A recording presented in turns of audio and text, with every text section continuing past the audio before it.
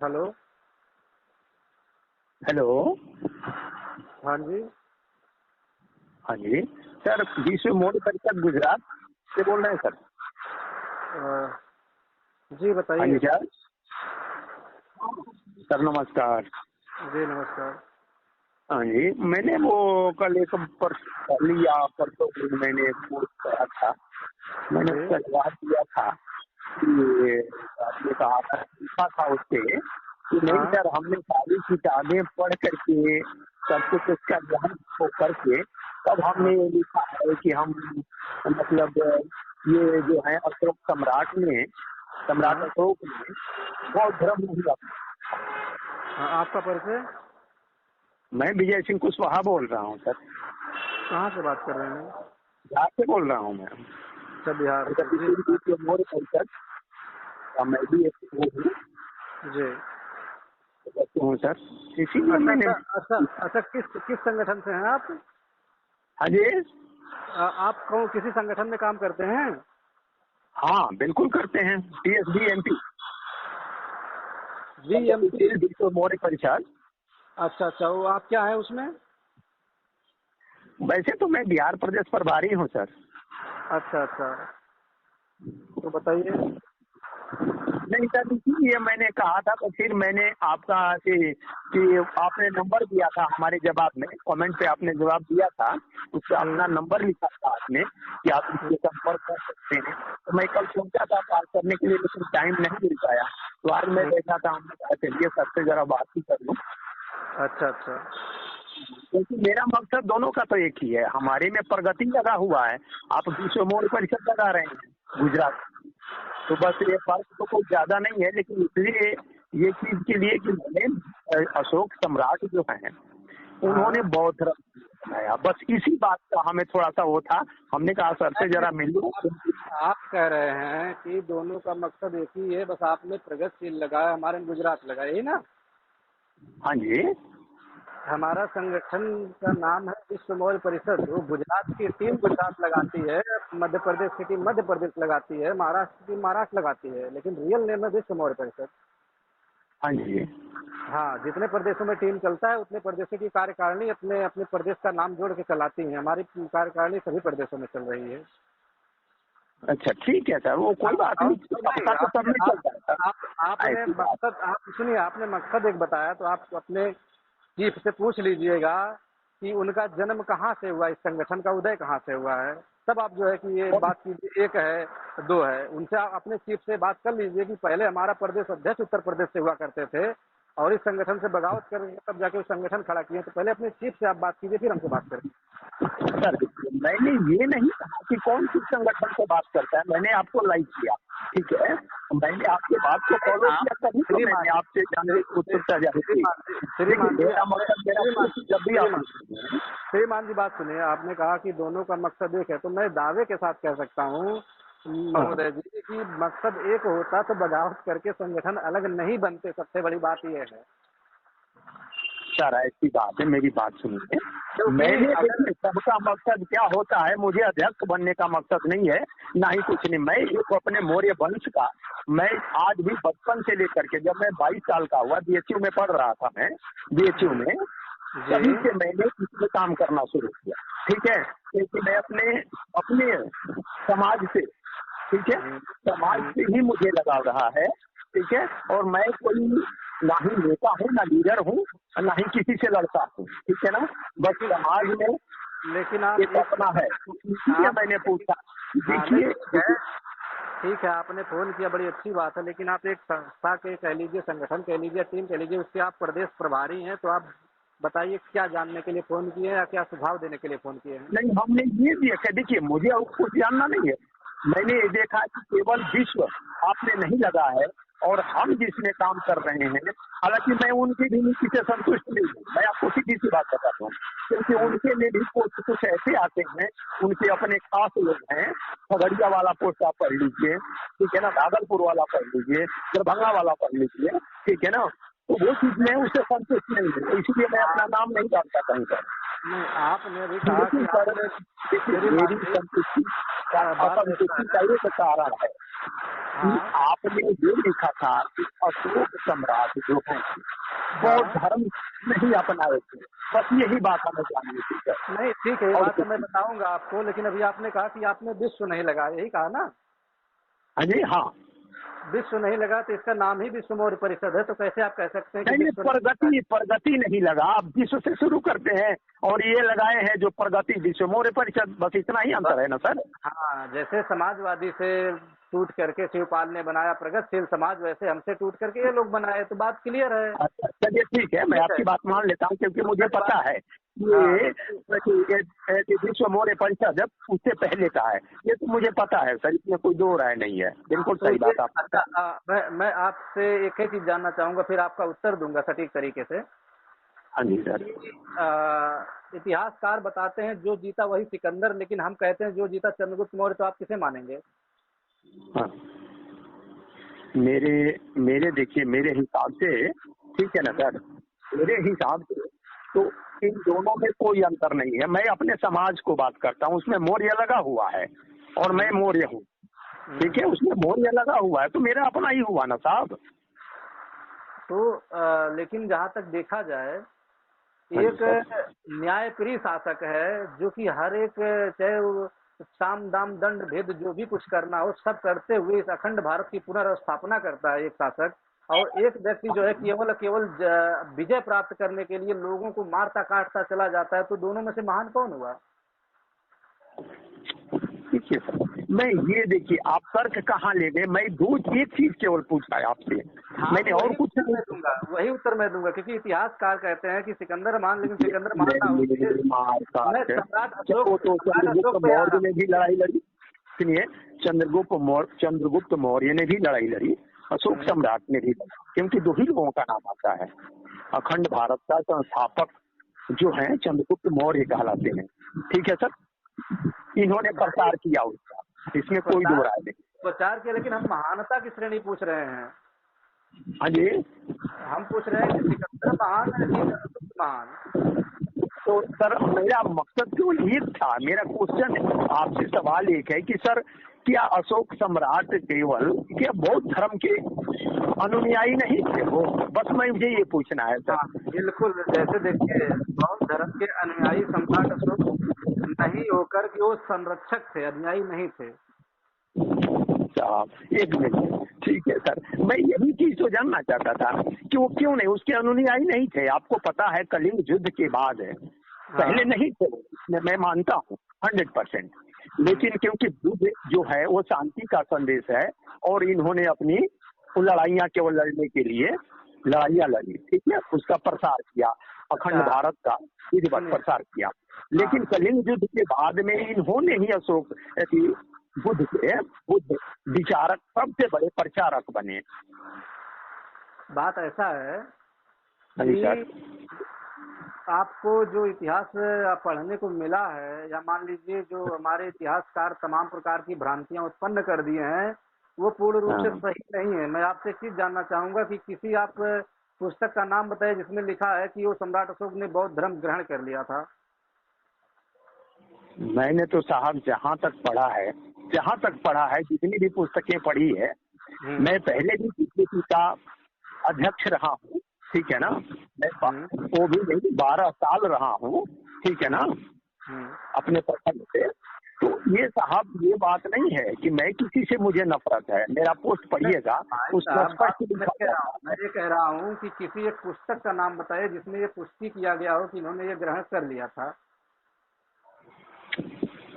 मैंने अब कितनी पुस्तकों का नाम बताऊं सर, जहाँ तक मैंने विश्व का इतिहास पढ़ा है, सुनिए, विश्व का इतिहास पढ़ा है। देखिए, मैं उन वेदों का और ग्रंथों की बात नहीं करता, मैं प्रेजेंट ऑफ टाइम बात करता हूँ। मैं विश्व का इतिहास पढ़ा, ठीक है, मैंने, हालांकि मेरा साइंस रहा है, मैं पॉलिटिकल साइंस और ये सब नहीं पढ़ा हूँ, मेरा साइंस रहा है, वो भी फिजिक्स रहा है मेरा।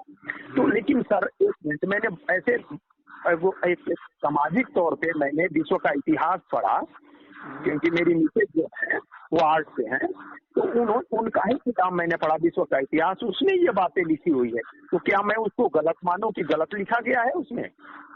लेकिन जो उन्होंने सोर्स पाया होगा कि कहाँ से वो सोर्स इकट्ठा करके लिख रही हैं, उसका भी तो एविडेंस होना चाहिए। नहीं सर, एविडेंस की मैं बात नहीं कर रहा हूँ। कलिंग युद्ध के बाद जब वहाँ की नारियों ने शस्त्र उठा लिया इनके साथ लड़ने के लिए, इन्होंने वहाँ से अपना हथियार त्याग दिया और लड़ाई बंद कर दी और गौतम बुद्ध के विचारों को इन्होंने प्रचार शुरू कर दिया। कभी भी उन्होंने हथियार नहीं डाला था। ये मात्र विदेशियों की एक चाल थी कि अगर इस राजवंश को इस प्रकार नीचा दिखा देंगे कि ये एक मात्र धर्म का अनुयायी हो गया है तो भारत को फिर जीतने से कोई नहीं रोक सकता। बस यही कारण रहा है। बाकी हथियार उन्होंने कभी नहीं डाला था और ये कभी लिखा भी नहीं गया है कि हथियार नहीं डाल, क्योंकि हथियार डालना लिख देंगे तो आप लोग हथियार नहीं उठाओगे। और क्योंकि अगर आपने एक बात और पहले की, शांति का प्रतीक बुद्ध है, तो शांति के प्रतीक उनसे पहले महावीर स्वामी भी हुए हैं।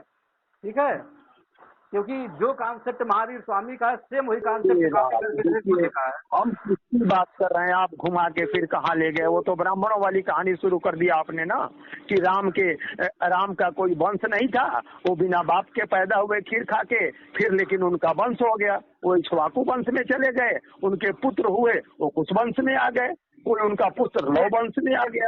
ये बातें नहीं मैं कर रहा हूँ, मैं स्पष्ट केवल उनके बारे में पूछ रहा हूँ। बताइए, आपने ये शब्द नहीं कहा कि बुद्ध शांति के प्रतीक थे, आपने ये बस शब्द नहीं कहा। बिल्कुल बिल्कुल, तो वही मैं कह रहा हूँ, आज भी वही कहा जाता है। नहीं, इसके पहले शांति के नाम से पहचाने जाते हैं। भाई साहब, अगर बुद्ध को कोई जानता है तो जानते हैं किसकी देन है? किसकी देन है? सम्राट अशोक की देन है। नहीं तो बुद्ध का कोई माई बाप नहीं था, ये बात मान लीजिए आप। मैं वही तो बात कर रहा हूँ प्रभु, आपके मुंह से तो वही बात मैं सुनना चाहता था। बस आपने बिल्कुल सही कहा, 100% यही बात तो मैं कह रहा हूँ, यही बात तो मैं कह रहा हूँ सर जी। संरक्षक होता है, सुनिए, जो संरक्षक होता है वो अपना धन संपत्ति लगा के ही प्रचार करता है, वो अनुयायी तो होता है। यही बात मुझे सुनना था जो आपने कह दिया, और मुझे कुछ नहीं सुनना था। आपने बिल्कुल कहा कि बौद्ध धर्म के संरक्षक थे वो, और मैं इस बात से गर्व करता हूँ कि मैं उसी वंश का हूँ। हाँ, और दूसरी बात यह है कि आप एक बार फिर पढ़ेंगे तो जितना वो बौद्ध के अनुयायी संरक्षक थे, उतना ही श्रमण सनातन संस्कृति और ब्राह्मण तीनों के जो है कि उतने ही संरक्षक थे। एक बार जब आप पढ़ेंगे, सनातन तो हमारा है ही है। कौन कहता है सनातन हमारा नहीं है?